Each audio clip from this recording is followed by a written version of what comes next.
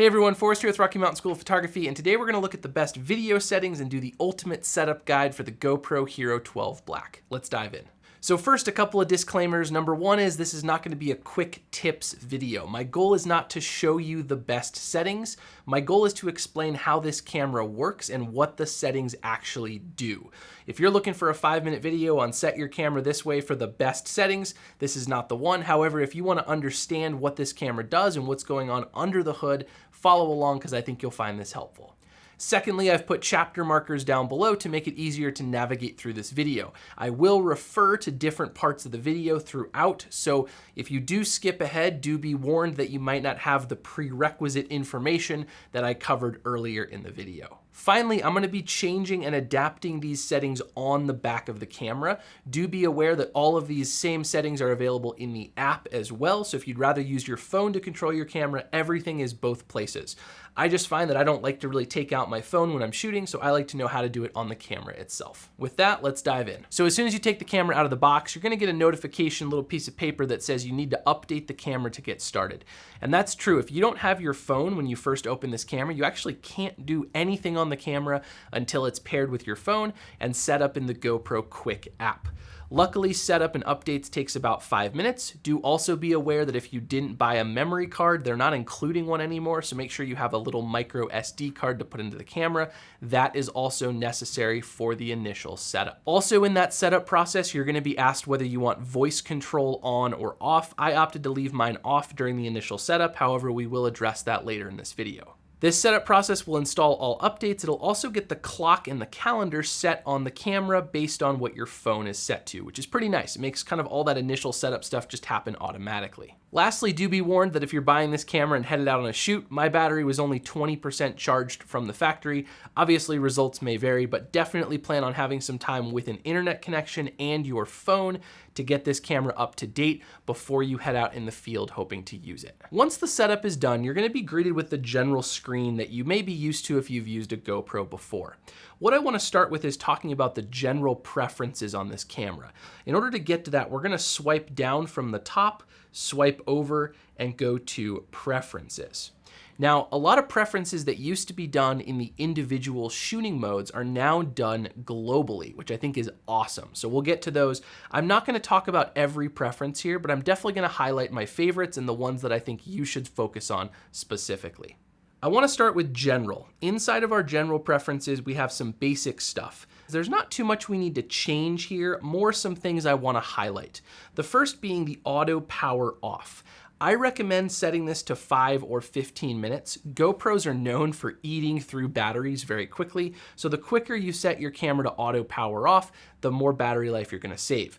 Just be aware that it does take a couple seconds for it to boot up, so if you're in kind of a situation where you need to quickly start and stop clips, it might be best to set that a little bit longer. I like leaving mine on 15 minutes. I find that finds a good balance of being able to save some battery life, but also having the camera ready when I want it.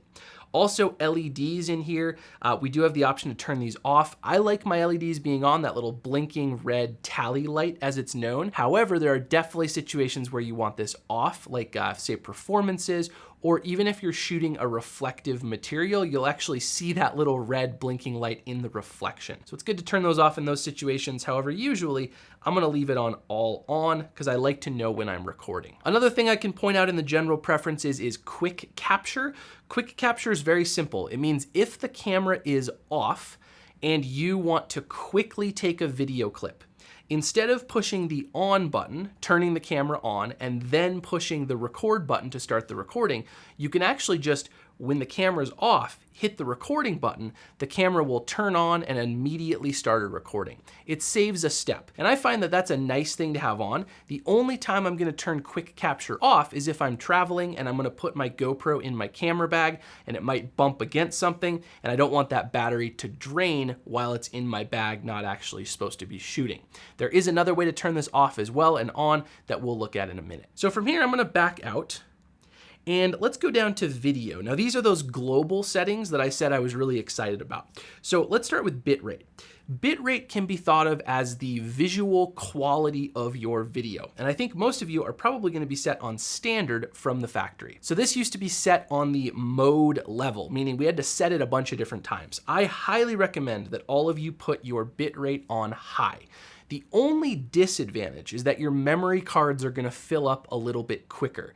However, the advantage is your video is just gonna look better. It's gonna have more visual quality to it. So I highly recommend going to high, and then if you need to, just buy more memory cards. Why wouldn't we want the best quality out of our camera? Next, I'm gonna go down to bit depth, and here again, it defaults to 8-bit. I'm gonna increase this to 10-bit. Now, visually, if you look at a piece of 8-bit video versus a piece of 10-bit video, you're probably not gonna be able to tell the difference.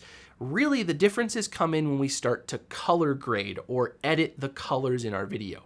A 10-bit video clip has more push-pull ability, meaning ability to brighten or darken, than 8-bit video will. The 8-bit video will kind of break down. It'll start looking crunchy, losing some quality, whereas the 10-bit will have no problems. So if you plan on doing post-production, definitely be on 10-bit. However, I kind of recommend everyone does because there's not really a downside to having that extra bit depth to our colors if it comes down to needing them. Finally, anti-flicker is really easy. If you live in an NTSC country, which is North America, there's some various other ones, put this on 60 Hertz. If you live in a PAL country, you can put it on 50 Hertz. Really, all this is gonna do is help you when you're shooting things that are blinking on and off, like AC powered devices or TVs or things like that. You're gonna have a less chance of flickering with this matched to your region. All right, I mentioned voice control earlier. I am not a huge fan of voice control. However, there are voice control settings that we can go through. You can turn it on, change the language, set up the different voice commands. I've found this doesn't work for me. However, I'm not an action sports athlete, so having a helmet mounted camera that I can say GoPro record to is not super useful. I'm using this camera for like taking home videos and hanging out and going on vacation and stuff like that. So for me, voice control is not super important because I'm usually holding my camera. But if you're gonna maybe, I don't know, go on a motorcycle trip across the country and you wanna be able to stop at a gas station and say GoPro record and have the camera start, this can be a great way to do that. What I would recommend is in that commands list, get very familiar with what the different commands are and be very good at enunciating what you are asking the camera to do. Next is displays, and inside of displays, the only real thing I wanna draw attention to is the rear screen grid.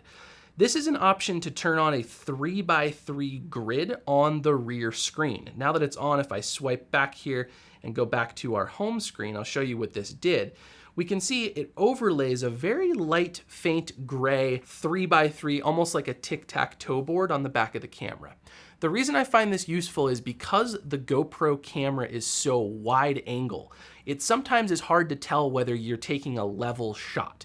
Especially if you've got a horizon line in the frame, this makes it a lot easier. Some people find it a little frustrating, feel free to adjust as needed, but I like my 3x3 frame. Also in that screen setup, there is the brightness. This is really important to increase in brightly lit situations so you can see the back of the camera.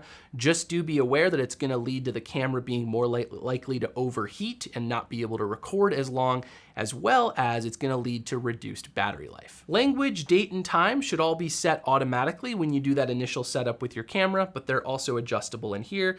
And then lastly, you have the mods section where we can enable or disable the different accessories for this camera. So as an example, I have the Max Lens Mod 2.0 right here. This is where we would go in to turn on this mode so that the camera knows to expect it. Also, if you have the media mod, which gives you those added microphone controls, that can also be turned on in here as well. Finally, and the last thing I want to mention is the reset options for this camera, namely the format a memory card. It's very important to be nice to our micro SD cards. I see a lot of students, they put a micro SD card into a camera or an SD card into a camera, they start shooting and they run into issues where files get corrupted, images get corrupted, all kinds of problems happen down the line. And one of the biggest ways we can solve that is by formatting our cards on a regular basis. Now, it's very important. Formatting a memory card erases all data on the card. So don't do this to a memory card that you don't have those images and video backed up on multiple other devices. I'll put a link up there in the description on a video I made on how to back things up and keep your photos and videos safe, but that's super important. When we do go to format, we're gonna go to reset down here at the bottom, and the very first option says format SD card. Now I have a brand new card in here, so this is gonna be no problem. I'm gonna hit format and it's going to think for a second. And what this is doing is it's erasing the card, but it's also teaching this memory card how to work really, really well with this specific camera. And that's awesome. It's gonna lead to a much reduced chance of corrupted files and issues down the road. Do be aware that if you have multiple GoPros, when you format, it is teaching that card about that specific camera. So if you pop the card out of one GoPro and put it into another, I recommend formatting it in that new GoPro as well, again, assuming that the photo and video on the card is backed up and safe somewhere, because formatting erases the data. The final thing I wanna say in the reset section is don't forget that the factory reset option exists. I find that with these tiny little cameras, they have so much tech packed into them that after a few months of using them on a daily basis, you'll start to have weird glitches happening where the camera doesn't turn off or weird stuff happens. Factory reset will usually fix that. Just be aware that when you turn it back on, it's gonna need to repair to your GoPro Quick app on your phone and have to step through that entire setup process again, as well as all the stuff we're covering in this video. So it solves a lot of problems, but it also presents a lot of work again to get the camera reconfigured. The next thing I wanna talk about is the difference between easy controls and pro controls. And that's on this same little screen right here. You can see I can tap this Controls Pro, and I can set mine to Controls Easy. Now, this is going to come about a lot as we start to get into the actual camera settings. For now, I'm gonna start on the easy mode, walk us through what our options are, and then toward the end of the video, we'll get into the pro mode. My recommendation is get used to starting to use your GoPro on pro mode. Gives you a ton more options for customization and really getting the most out of this camera. However, if you're brand new to videography and you just want to get the camera up and running as quickly as possible, set it to easy, keep watching, and we'll walk through it. All right, let me swipe over to our quick setup buttons. I don't know if they have a technical term. I'm going to call them the quick setup buttons. Here we have 7 buttons to do different things on the camera. Button number 1 turns voice control on and off. So if I say yes here, when I have blue next to the little mouth talking person, that means voice control is on right now. If I tap it again, turns voice control off. So real easy, you don't have to go into the menu. You can do it right here on the back of the camera in the quick options. Again, to get to these quick options, if you're in the normal shooting mode, all you do is swipe down and you're ready to go. Option number 2, it turns on and off the beep. I detest the beep. I don't like it. However, again, I don't have this mounted to a helmet. If I had this on my helmet, I would have the beep on so I had an auditory response on whether the camera was starting or stopping. So I'm gonna turn it off for me, but you might want that. Number 3 is quick capture. This is what we talked about a little bit earlier. With quick capture on, it means if the shutter button, that the picture take, the video take button is pushed and the camera is off, the camera will turn on and start a video clip as quickly as possible, which is great for those quick action sequences where you're like, oh no, something's happening. Get the camera out of my pocket, hit the button, and it'll start as soon as it can. With quick capture off, if you want to start a new clip, you got to turn the camera on with the on-off switch on the side, wait for it to power on, and then hit the start button to start a new recording. I like it on, I think it works great. Like I said, I just turn it off when it's in my camera bag and I don't want it to get bumped accidentally. Number 4 is screen lock. When you turn this on, your screen is now locked. Great for underwater situations or situations where you might bump the screen. Just note the touch screen does not work when the screen is locked. You have to unlock it in order for that to work. Now, you can quickly unlock it, but as soon as you go to do something else, now the screen is locked.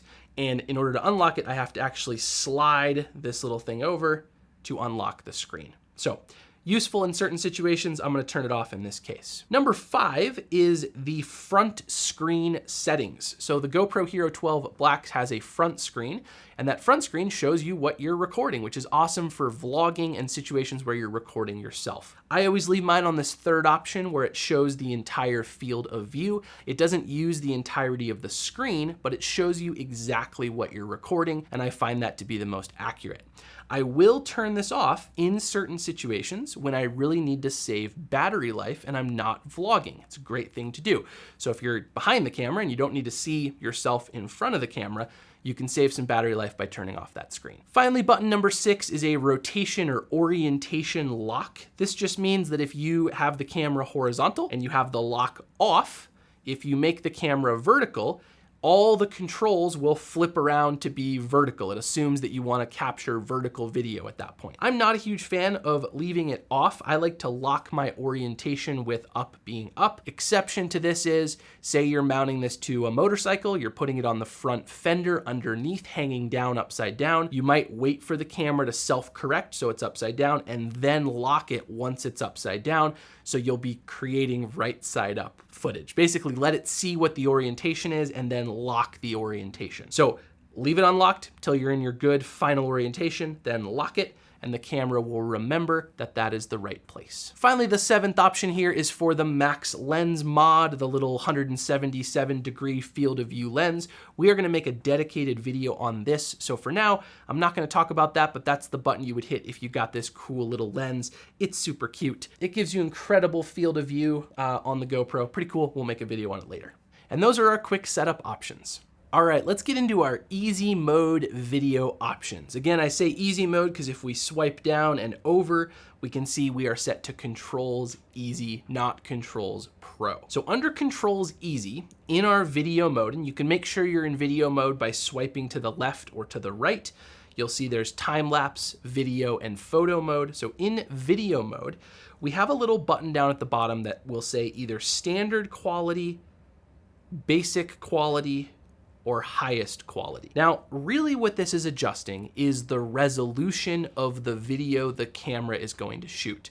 Resolution basically means how crisp, clear, and how high resolution, how good looking the video is. A lot of you all probably have gone from a 1080p or HD TV to a 4K TV and been like, wow, this 4K TV looks amazing. Same thing here. Higher resolution means crisper, clearer details. The problem is, and the reason we don't always want it on highest quality is, highest quality leads to a couple problems. Namely, it's gonna fill up your memory cards quicker, it's gonna cause the camera to overheat and not be able to record as long, and it's going to lead to decreased battery life. So highest quality is obviously gonna be the best, and if you're shooting short duration video clips, I would leave it on highest quality all the time. Like, 5 seconds here, 10 seconds there, even a minute or two here or there, you're gonna be great with highest quality. The problem is if you're wanting to record like an all day time lapse or video of you driving down the road, I use the motorcycle touring example again, you can't be on highest quality because the camera's gonna overheat in a very short amount of time and you're gonna be blowing through batteries. So I would almost think about this as how long do you need to record for in a sustained amount of time? If you're looking to record for a good hour, I might put this all the way down on basic quality. The video's not gonna look as good, but you're not gonna run into overheating issues and you're not gonna run into battery life issues. Battery will still drain, but it's not gonna drain nearly as fast. Now, if you're shooting for say 30 minutes, 15 minutes, something like that, the middle option might be the best. And if you're putting short duration, 1 minute, 2 minute clips together, I would go with highest quality. One other advantage of the higher quality modes is that you can actually pull a very good looking still photograph from your video clip. And that's not possible with the lower quality modes. If we're up at highest quality, that's shooting 5.3K video, which is very high resolution. And it makes it so you can actually pull a 16 megapixel still photo from any part of your video. So that's pretty cool. It's a really great advantage. But again, overheating issues are gonna start to crop in. I'm not gonna talk about overheating in this video because there's a lot of YouTubers who test durations and how long these cameras can record for and when they overheat. I definitely recommend checking out some other creators for that. My general goal in this video is to show you how to set this thing up and get the most out of it. Now, once we have our mode set down here at the bottom, we have a few other options. The first one we have is this little 1x or some number x over on the right side. This controls how much slow motion ability we are going to set the camera to. Now, I wanna make something really clear. if you set this to full slow motion, it does not mean that you have to play it back in slow motion. It's giving you the option to do so. So as an example, if I put this on 8x slow-mo, it doesn't mean I have to play it at 1/8 speed. It just means if I want to, I can. Whereas if I put this at 1x, I have no ability to slow the video footage down in post-production. Now, you'll notice as I increase my slow-mo, I'm decreasing my resolution. And there's always a trade-off with GoPros. Really, there's always a trade-off with all cameras. As you increase one thing, meaning get more ability to slow the footage down in post, you're gonna lose something else. And in this case, that's resolution. So my recommendation here, I really like 60 frames per second or 2x slow-mo. That means we can play the footage back at 1/2 speed. And that's pretty good. That's good looking slow-mo. So I, for just walking around, would probably leave my camera on highest quality and 2x for our slow motion quality. Now again, depending on which quality mode you are, 2x will yield a different resolution, but 2x is kind of gonna be my go-to for the amount of slow-mo I wanna be able to capture. The only time I would change that is, again, if I was shooting action sports or something happening very fast, say, I don't know, Formula One car, right? Driving by really, really fast and you're sitting there in the stands, you might increase that slow-mo to, say, all the way up at 8x. And now in post, you have the ability to slow it down to 1/8 speed, which is gonna be super cool. It's gonna give you the ability to really see that slow motion happening. But I wouldn't leave it there all the time. Normally, I think 2x is gonna be suitable for most people in most situations. The third thing I wanna draw attention to is this little button in the lower right-hand corner. If we tap on this, this is gonna take us into our framing modes. We're gonna have 3 options. We're gonna have widescreen, vertical, or full frame. Now I feel pretty strongly about this one. I think there's very few reasons to shoot anything other than full frame. The GoPro sensor has an 8:7 aspect ratio, which means it's almost square format. And I like to shoot the entire frame of the GoPro sensor, basically use the entire thing. And then when I get my video into the GoPro Quick app, I can choose to crop it vertical or crop it horizontal. It gives me the control in post-production. So when I'm on full frame, I'm using every part of this camera's sensor. I'm using it to its full ability. And then in my app, I can choose how I would like to crop it. The only time I wouldn't use full frame is, for one, some modes will prevent you from using it. So sometimes you won't be able to.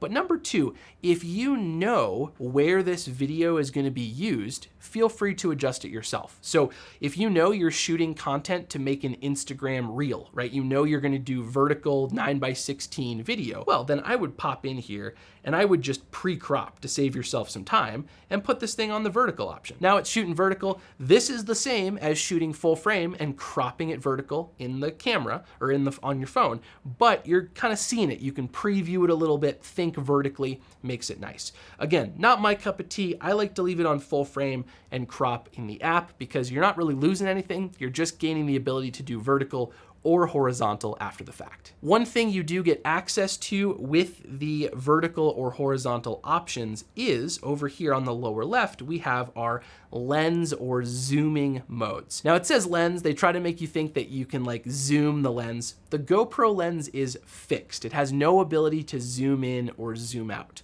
All it has is kind of a false zoom. It's like a digital zoom. It's almost like if you were to just crop in a little bit. That's what these zoomed in modes on the GoPro do, okay? But they're fairly useful. You'll notice here if I drag all the way down to the bottom, we get to linear plus horizon lock. So linear means that it's going to fix the fisheye effect that's a natural part of the GoPro. This is an awesome mode for vacation video, for like travel video, when you're just having fun taking video and you want to make the video out of the GoPro look like what you would capture with your phone or a professional video camera. Linear or linear plus horizon lock are where you want to go. Linear fixes the fisheye effect of the video. Horizon lock will take that a step further and it will actually stop any sort of shake left to right on the camera, and it will keep the horizon locked at perfectly level. It won't let the horizon tilt. And that's a pretty cool thing for, again, you're walking around, you want to get some good, accurate, sharp, crisp, stabilized video. That can be a great way to do it. We go up one more, we get to wide. This is the traditional, what we're used to seeing with the GoPro. We also have super view, and we also have hyper view.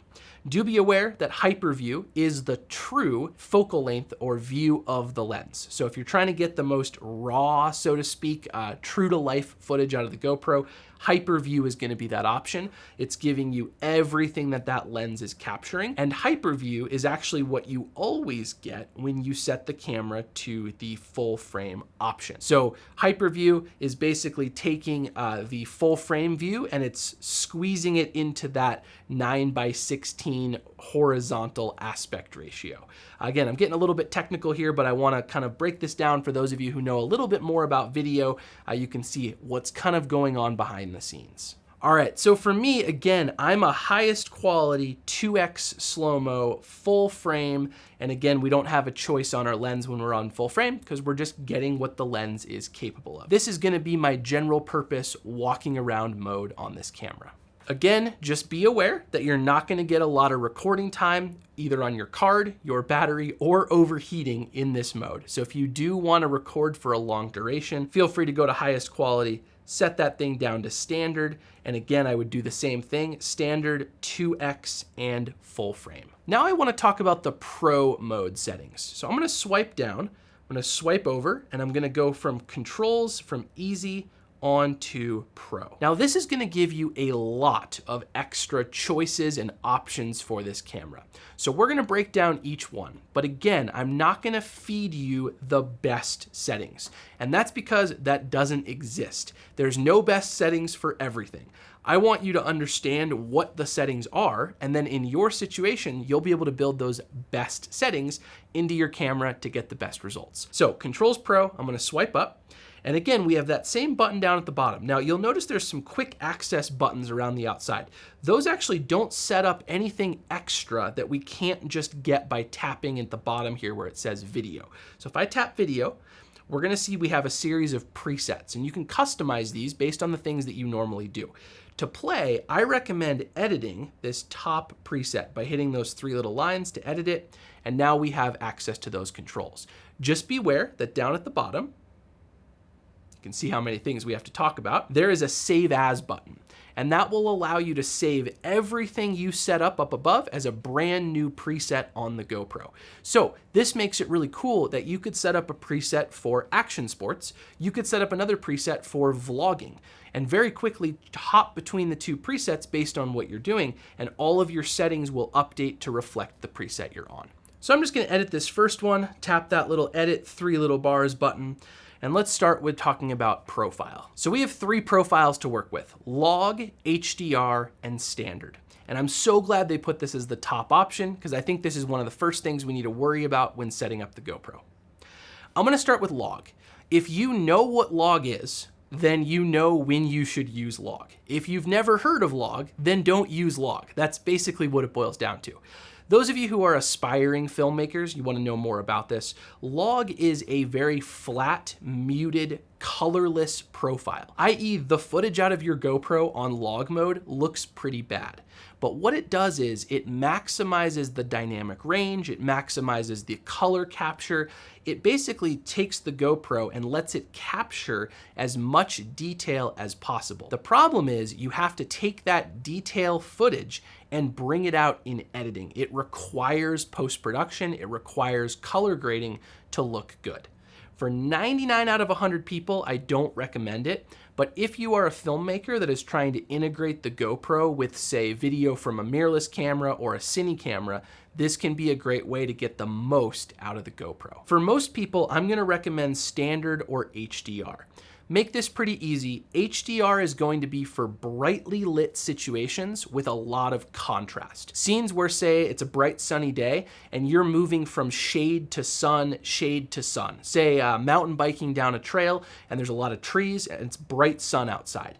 HDR thrives in high contrast situations with plenty of available light. If there's not plenty of available light, say it's darker outside, early morning, late evening, or there's not a lot of contrast, like a cloudy day, I'm gonna recommend standard. So standard honestly is kind of a go-to. If you're just gonna set it on one, set it on standard, and then if the two conditions, a lot of contrast and bright sun, are met, then I would go to HDR. Our next mode is our aspect ratio. Now again, the aspect ratio of the sensor is 8:7. So I always am gonna shoot 8:7 and then crop in the quick app. And the quick app makes it so easy to do this. So don't feel like you are gonna have to add a bunch of steps. That 8:7 allows you to shoot almost square, which means if you want vertical, vertical is really easy to crop, and if you want horizontal, horizontal is really easy to crop. Note to camera makers of non-GoPros like Canon, Nikon, Fuji, Sony, start putting more square sensors in our cameras. This is an awesome feature. I love the fact that the GoPro does this, especially with the advent of more vertical video formats. This makes it so easy to capture footage that can very easily be cropped either way. So I'm gonna go 8:7. Scrolling down, we have an option for our resolution. We can pick 4K or 5.3K. I believe that under the HDR setting, we only have 4K. So again, some of these options will change as you go, okay?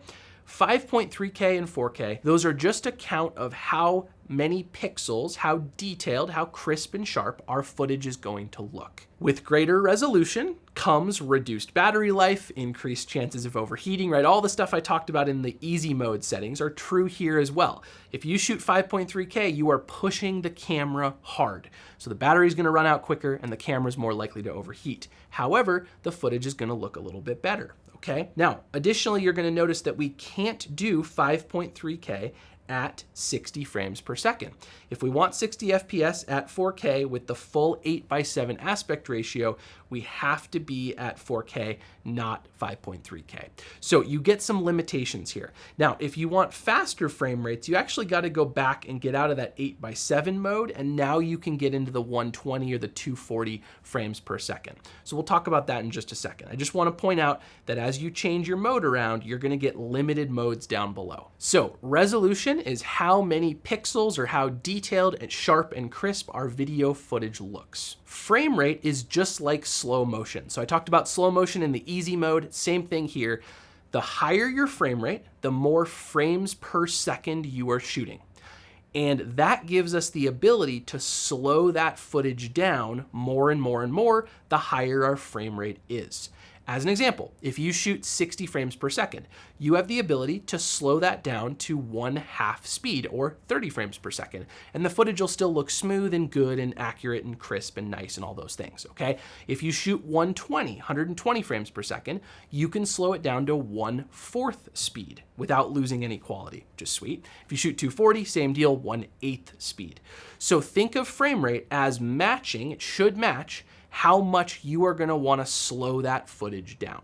So vloggers, if you're gonna use this camera for vacation stuff or vlogging or something like that, I see no reason why you would not shoot 5.3K at 30 frames per second. It's gonna be great. You're not really gonna need to slow down you talking to the camera. On the other hand, action sports, you're probably gonna wanna do 4K 60 to get that ability to slow things down. You might even wanna go to 16:9, the horizontal video aspect ratio, which will give you access to 4K 120 or even 2.7K at 240 frames per second. So just know you might have to adapt this as necessary, but the higher the frame rate, the more ability to slow things down you're giving yourself.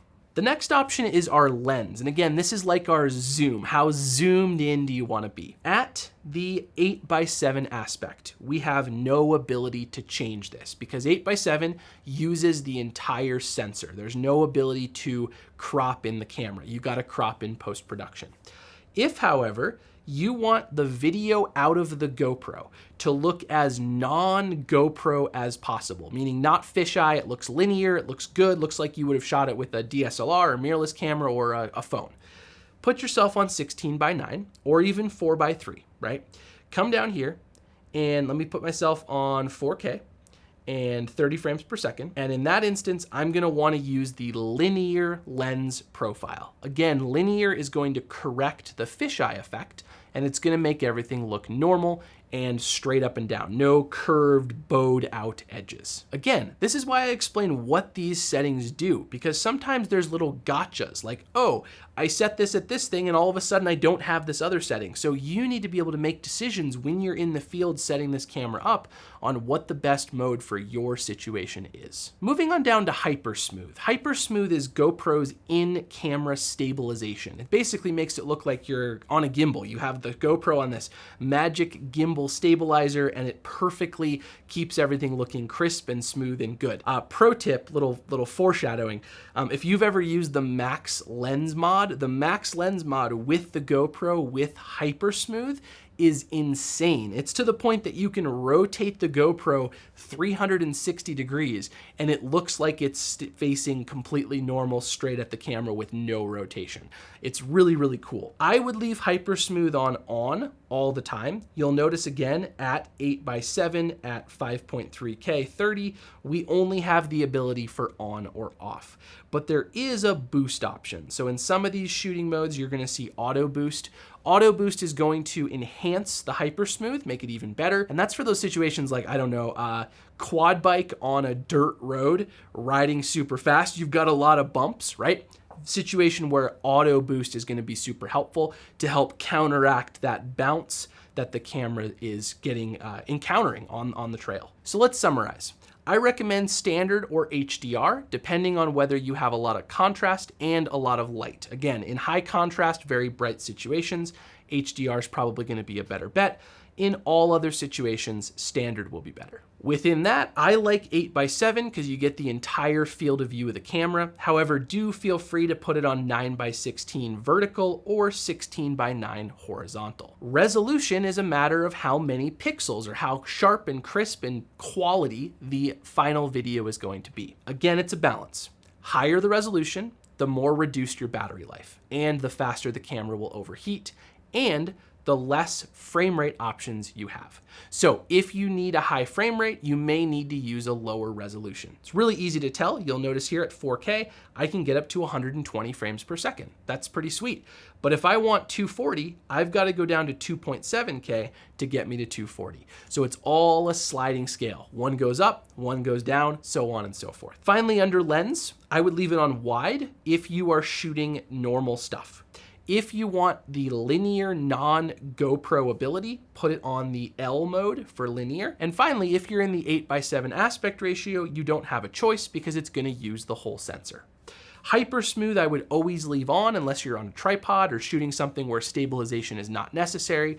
And if auto boost is available and you are on a very bumpy or shake prone situation, I would turn on auto boost to allow it to give it that little extra stabilization when it needs it. Woo! If you are liking this video, I would love you to hit that like button, by the way. Hit subscribe to stay up to date with more videos and leave a question down below if you have it. These videos take a lot of work, a lot of effort to put them all together, and I would really appreciate your support. All right, back to it.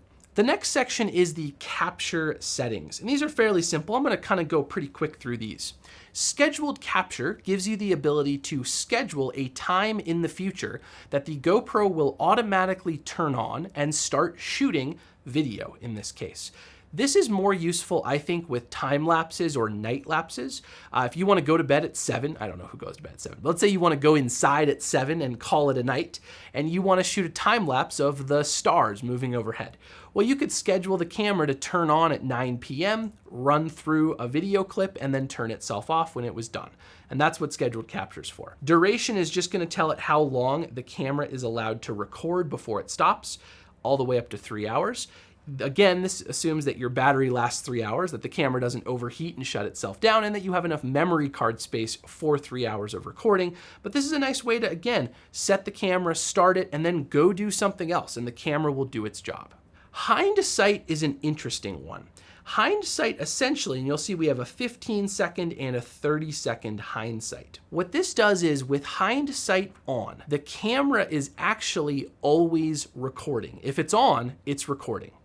It will only keep the recorded footage though if you hit the record button. And this is really useful if you're shooting something and you don't know when the action is gonna happen. Let me put you in a situation like this. Let's say that you are doing video of a mountain bike race and you're right underneath the jump. So the mountain bikers are going to be jumping up over your head, essentially. Not over your head, say you're on an angle, but over the jump and you're at the bottom of it. You might not know when a mountain biker is going to come over because you're kind of blind to what's going on around you. You just know, oh, there's a mountain biker, we're good. So to try to hit the start button in time to capture the mountain biker is going to be really hard. So in that instance, I would leave the 15-second hindsight on. And now when you hit record, it will start recording from that point, but it also will keep 15 seconds back of recordings as well.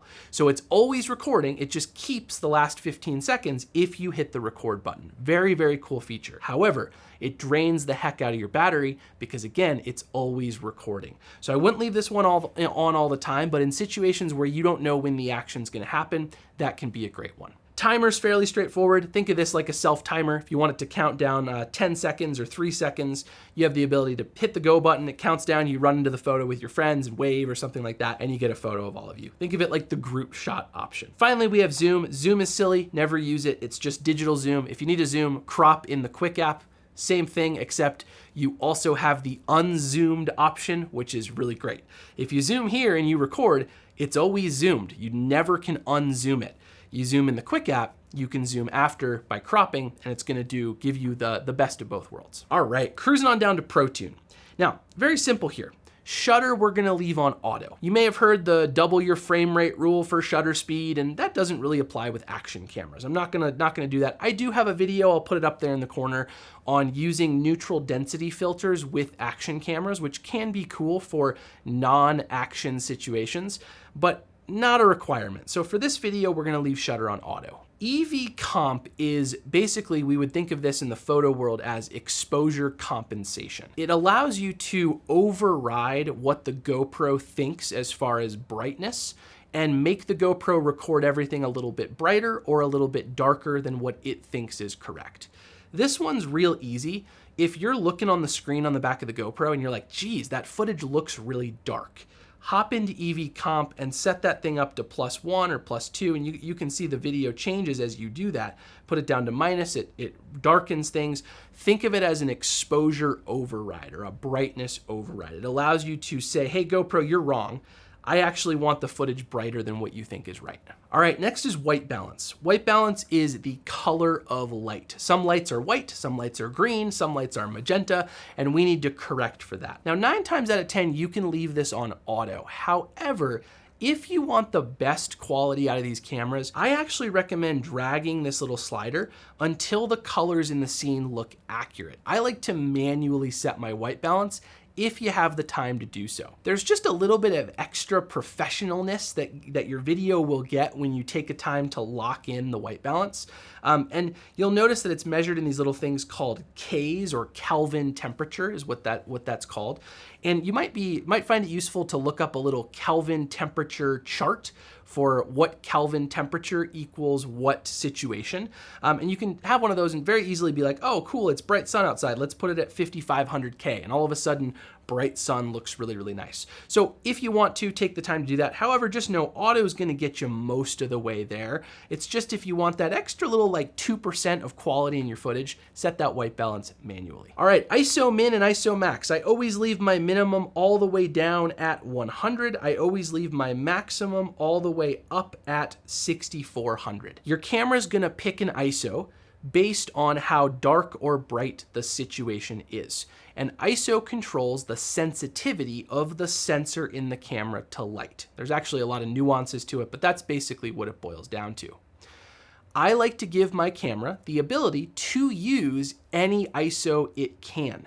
That doesn't mean it's always gonna use ISO 6400. It just means that if it's a very, very dark environment, I'm giving the camera permission to increase the ISO up that high. Just beware that at those very high ISOs in very dimly lit situations, the quality of the camera is going to suffer. And you're gonna notice there's gonna be noise and grain and texture. Things aren't gonna look necessarily very good. But it's better than having a badly underexposed video clip that doesn't look properly bright. Sharpness, I'm gonna put this on low, and I'm gonna apply any sharpening in the quick app with my editing tools. Color, I'm gonna leave on natural. You'll notice there's also a vibrant and there's also a flat mode. I like to go natural and then do my color correction in the Quick app after the fact. Raw audio, this is kind of like flat log or log. If you know you need it, you need it. If you don't know you need it, you don't need it. Raw audio is gonna record your audio out of your GoPro in a separate file than the video. It's almost like using an external audio recorder, except it's just the internal audio from the camera.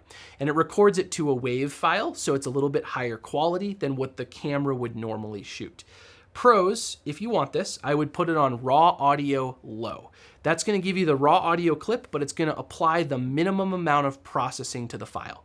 If you don't know what I'm talking about, leave this on off and you will be happy forevermore. For wind, this is a wind filter. All of you have probably heard sound when there's wind. Probably couldn't hear that, there's a fuzzy on my mic, but sound when there's wind. This will turn on a wind filter. I would leave this on auto all the time, unless you're in a situation where you have a little fuzzy that can block the wind. It does a really good job. It does filter the audio a little bit, so do be aware of that, pros. But again, pros, you'll probably have a better way to mitigate audio, or you'll be recording audio externally, so you can just do it that way. Finally, we get to the bottom where we can customize our shortcuts. We have 4 shortcuts: upper left, upper right, lower left, lower right, and those are the 4 quick buttons that appear around the outside of the screen on the back of the camera. I would not set these now. Use the camera, see what things you're going into the menu to change on a regular basis, and then once you're kind of familiar with it, pop back in, scroll all the way down, and adjust those shortcuts to what you use the most to prevent you from having to go into the menu. Really great little time saver. Again, when all is said and done, I would save as this preset as something new, give it a good name, like say, I don't know, let's make this one our selfie mode, hit the checkbox, and now when I tap the presets, I now have the original preset that they gave me from the factory, as well as the selfie preset. Also beware that if we go into a preset like say video, and we go to edit it, we can scroll down to the very bottom and we have the restore button, which will take it back to how it was originally set up, which is a nice thing. If you ever lose track of things and you want to get back to square one, we have that choice. All right, everybody, I think we have done it. We have stepped through the GoPro and how to use it, how to set it up and get the most out of this camera. I hope you liked this video. If you did, I would really appreciate you dropping a like down below. It really helps our channel grow. If you have a question, don't hesitate to leave it down below. We try to get back to every single comment, so all questions appreciated. If your question is, how do I set up this camera for X? My reply will probably be watch the video, because I kind of went through it, so specific questions are definitely appreciated. And lastly, hit subscribe to stay up to date with videos. We create content all the time on videography, photography, all kinds of different stuff. Like I said, we will have a video on the max lens mod coming out soon, as well as probably a video on the best photo settings on the GoPro. Thanks everybody, and I'll catch you in the next one.